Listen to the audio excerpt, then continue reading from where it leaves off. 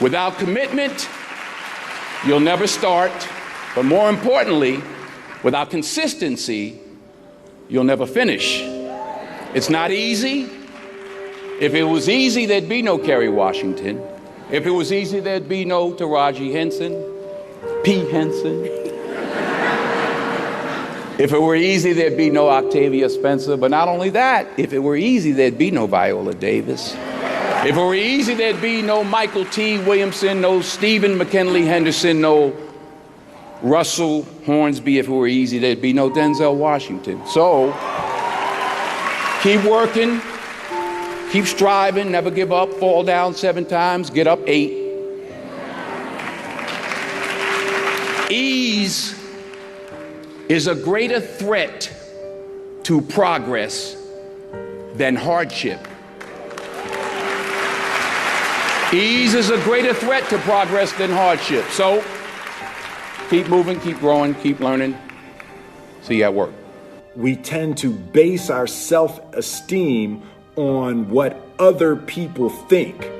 And that's not really self-esteem. Self-esteem is supposed to be how we feel about ourselves. And I was just saying how dangerous it is to allow other people to determine how you're going to feel about you. And it's kind of like looking into a broken mirror. You're going to look in a broken mirror and then change your face to try to look good in this defiled, busted, broken mirror. And it just, other people's opinions is a really shitty way to determine how we feel about ourselves. You'll never see a U-Haul behind a hearse. I'll say it again. You'll never see a U-Haul behind a hearse. Now, I've been blessed to make hundreds of millions of dollars in my life. I can't take it with me, and neither can you. So it's not how much you have, it's what you do with what you have. And we all have different gifts. Some money, some love, some patience, some the ability to touch people, but we all have it. Use it, share it. That's what counts. Not what you're driving, not what you're flying in, not what kind of house you bought your mama. Dreams without goals are just dreams, and they ultimately fuel disappointment. Goals on the road to achievement cannot be achieved without discipline and consistency. I pray that you all put your shoes way under the bed that night so that you gotta get on your knees in the morning. The one thing I'm the most happy about in terms of my career is the fact that I got there with the grace of God, first of all, but short of that, I got there just by working hard, not partying with the right people, not compromising myself in any way or cutting any kind of deals, just by working hard, just by plugging along, sawing wood, as I like to call it. I'm a 20-year overnight sensation. I don't get life mixed up with making a living. I was there for all 4 of my children being born. When the first one was born, I recognized the difference between life and making a living. Their life, you know, our family is life. You know, acting is making a living. What do you think the biggest difference between doing a play and doing, I mean, it's a cliched question, but I'd be interested to know your answer. I think a part of what Viola just said is that you get to dig deeper and you get another day. Right. And you get the energy. Mm-hmm. You do a movie and there's 200 people that are used to it and they don't care and everybody's doing their job and it comes in a theater somewhere and you're picking your nose at home somewhere, clipping your nails. There's no energy. Right. When I was on Broadway 5 years ago with Julius Caesar, I made a decision to sign autographs every night. I don't know what I did. Yeah, it ain't happening this time. No. Only as I rub my knees, only because my knees are bad, it's hard for me to stand. But. And why did you decide to do that? Well, you know, I wanted to say thank you. It was my way of saying thank you. And the first night, it was like 5,000 people out there. I said, okay, wait a minute. Everybody who has playbills from our show. So, yeah, because it was like people were just wandering up the block. I was like, wait a minute. I forgot I'm on, 42nd Street, Times Square. I was like, wait a minute. But honestly, you were signing for weeks. The energy, and I was out there an hour and a half every night, every show. But the energy you got back, the stories, the 5 little old ladies who just drove in from Detroit. And I'm like, well, what y'all doing tonight? They said, we getting back in the car, baby. We got to go back tonight. Wow. And, you know, a little 84-year-old lady was like, baby, if I was 3 years younger. Oh, true story. True story. Then we had, and I say this also, because I hope it happens with this play. We had some high schools come. We had one school from somewhere, I forgot where, and they were doing Julius Caesar. And some young kid was like, well, you know, my Brutus is a bit different.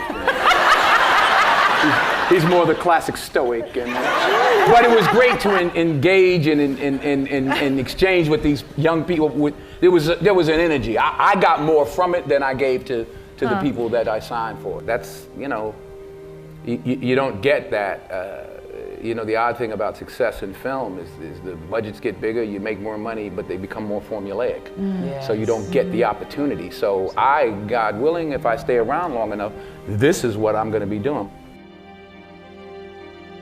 You know, you're always affected by opinion, but the more opinions there are of you, of me,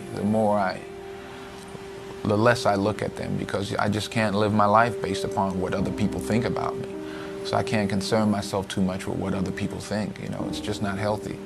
I don't think I could continue to do what I do if I was constantly worrying about what somebody thought about it. And anything you want good, you can have. So claim it. Work hard to get it. When you get it, reach back. Pull someone else up. Each one, teach one. Don't just aspire to make a living. Aspire to make a difference. You don't have to compromise yourself. You know, if there's something you don't feel good about, then don't do it. The most important choices I've made was to say no. And I've said no many a time to films that I just didn't, especially early on, I just didn't feel comfortable with. There was one script that was brought to me, I called it the they couldn't kill. Because they were like, he was accused of raping his wife in the 40s, and they tried to hang him, but he didn't die. And they tried to electrocute him. And they were like, it's a comedy. I'm like, it ain't funny to me. So I actually called Sidney Poitier, who I was fortunate at that time to instill, to be able to call. And I said, you know, this movie, I'm sick. And they offered me $600,000 to play the they couldn't kill. That's what I called it. I wasn't there. And he said to me, and I'll say this to you, he said, the first 2 or 3 or 4 films you make in this industry, Denzel, will determine how you proceed. He said, I'm not going to tell you what to do, but remember that the first 3 or 4 or 5 films you made will determine how you proceed. I turned it down. I turned the money down. I needed the money. I turned it down. 6 months later, I got Cry of Freedom. So stick to your guns. If you don't feel like you should do it, then don't do it.